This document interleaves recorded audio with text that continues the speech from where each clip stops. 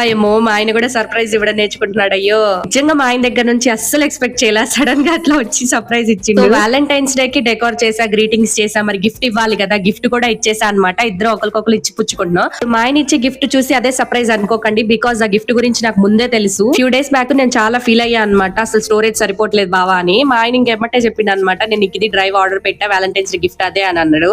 ఎందుకు చెప్పినా నాన్న, ఆ రోజు సర్ప్రైజ్ ఇవ్వచ్చుగా అని చెప్పిన, బట్ అయిపోయింది, ఏం కదరా నువ్వు బాధపడుతుంటే చూడలేక చెప్పేసా అన్నాడు. సో అలా మా ఆయన తెచ్చిన గిఫ్ట్ ఏంటో నాకు తెలుసు, అది ప్యాకింగ్ చేసింది కూడా నేనే. ఏం చేస్తాం, ఇది కాదురా సర్ప్రైజ్, అసలు మా ఆయన రోజు ఇచ్చాడు నాకు. మై గాడ్, చెప్తుంటేనే ఆ ఫీల్ వేరే లెవెల్ ఉంది. నాకు ఇలాంటి వాటిలో ఎందుకు అస్సలు ఇంట్రెస్ట్ ఉండదు. పెళ్ళైన దగ్గర నుంచి ఎప్పుడు నేను ఇవ్వడమే గానీ ఆయన ఎప్పుడు ఇవ్వలేదు. అలాంటిది ఇది కూడా ఇన్స్టామార్ట్ లో నుంచి ఆర్డర్ పెట్టాడు అనుకుంటా, అప్పటికప్పుడు తీసుకొచ్చి ఇచ్చాడు. షాక్ నేను అసలు. వంటగదిలో వంట చేసుకుంటుంటే ఇచ్చిండు.